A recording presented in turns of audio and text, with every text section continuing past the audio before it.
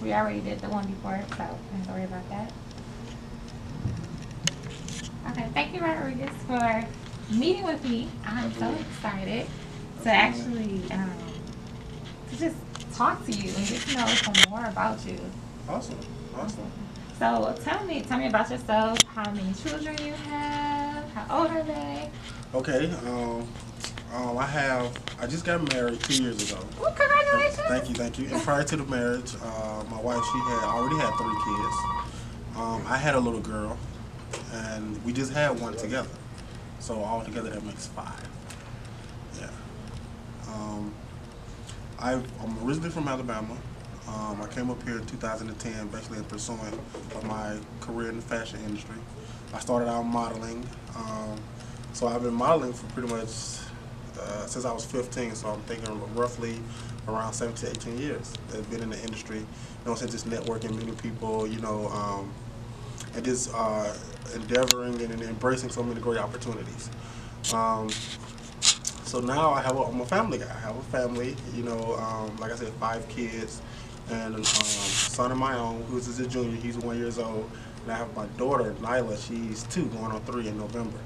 And the other kids, my wife, or our kids together. We're married now, so our kids together. I think the oldest girl, Leela, she is 8, 9 or 8. Lyndon, he's 6, and then her baby girl, Lindsay, is 3. So we have our Wow. hands full. And I mean, we have our hands full. We're really great at supporting each other, and just some juggling responsibilities with the kids. More importantly, things around the house, and bills and things of that nature. So it all comes together at the end of the day. It's family, so it's love first. God, and once you have God in the midst, and you just love on each other, everything pretty much comes together. So. Um, well, I just want to talk about like, did you have any fears? We're actually 2 fears. So the fear of becoming a father, and then the fear of actually becoming a stepfather. Um, I think my biggest fear was just being successful and just being there for everybody. Family is so important, and is our family is huge.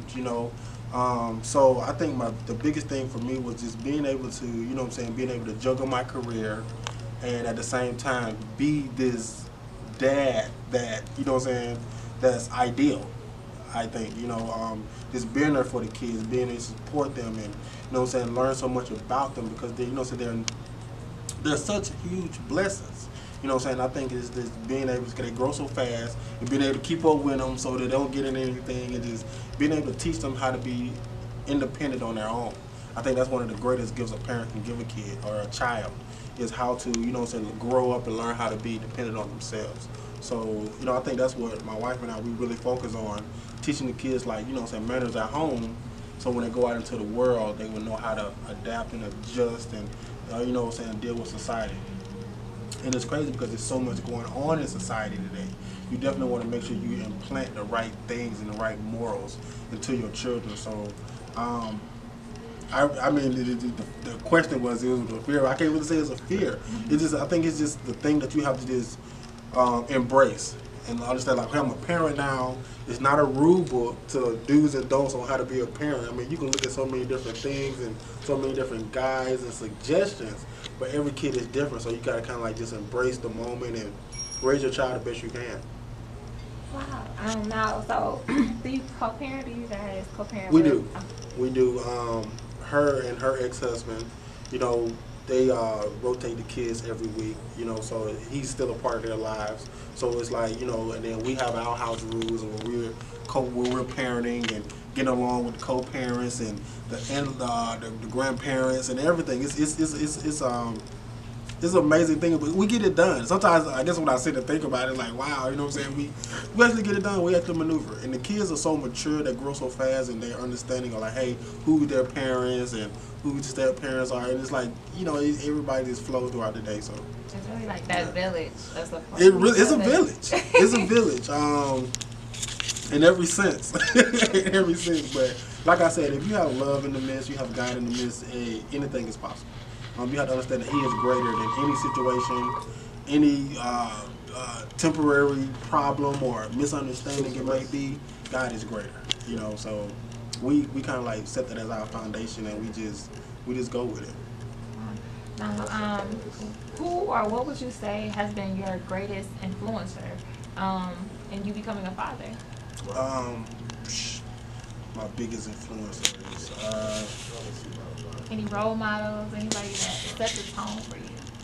Uh, I mean, just just pursuing my career, and you know what I'm saying. Just meeting guys along the way. You know what I'm saying. Just kind of like taking in it and digesting and accepting. Okay, well, this is a good part about whatever this encounter with this person, and you kind of like chew it up and digest it, and you kind of like you spit out the things that you feel like that's not right or not correct. I think that's how I've managed my life. You know what I'm saying? I've come across a lot of interesting people, you know what I'm saying, in the entertainment industry and just living life. So a lot of people out here doing different things on so many different levels. So you got to kind of like take the mentorship or take the suggestions and woo, woo, woo, and then it's like, okay, some stuff you know what I'm saying, I take in, some stuff I don't think that, you know what I'm saying, it work for me. You know what I'm saying? So I think that's pretty much, you know, how that kind of like helped me kind of like embrace the part of fatherhood. You know, I didn't really grow up in a home where my dad was there, so I didn't have that example. So I had to just, you know, what I'm saying, me becoming a dad so suddenly. I just, you know, try to just do what I think is right. Did not having your dad there impact you anyway? Oh, of course. Oh, of course. You know, I don't blame him for not being there because in his years of, you know, so going through whatever he was going through or whoever was influencing him or, you know, whatever his situation was, you know what I'm saying, it's like he was that age, he had kids, and maybe it wasn't the right time for him, or maybe he, you know, didn't have steady employment. I don't know. You know, I don't know. But we've talked. I don't have the greatest relationship with my dad now, you know, and I think I still turned out to be a great, successful young man, you know. So I'm not using that as a crutch. I don't use anything as excuses like that. You know what I'm saying? It's my turn at bat, and I'm gonna swing for the fence. You know what I'm saying? Because these are my kids. You know what I'm saying? I'm not putting them on anyone. I'm not giving that responsibility to anyone else. You know, I just have to do what's best for me and my family. You know, and you know, we make do. You know, so. I want to go back to love. You kept focusing on love and how with love everything is possible. Can you tell me about that first moment you laid eyes on your daughter? Oh my God! Are you serious? Oh man, I don't even know if I can explain that. You know what I'm saying? It was definitely love at first sight. It was.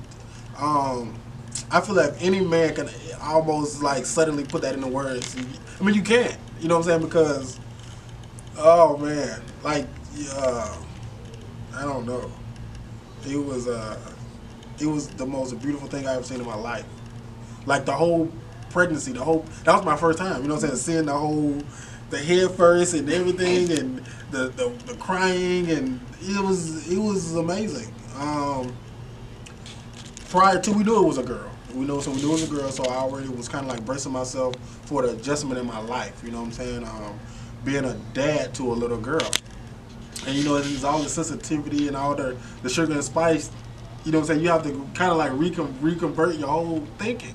You know what I'm saying? Because she's a little girl. You know, and my mom and my sisters and them, and they put so much in me. Like, you know, so this is a little girl. You know what I'm saying? So you want her to grow up and seek that love from a companion, from the love that her dad gave her. You know what I'm saying? So, and I think about that all the time. You know what I'm saying? Like, what type of man would I want to show that the right type of affection and love to my little girl? You know what I'm saying? And I'm not even talking about sexual. I'm talking about that all around compassion and love for her.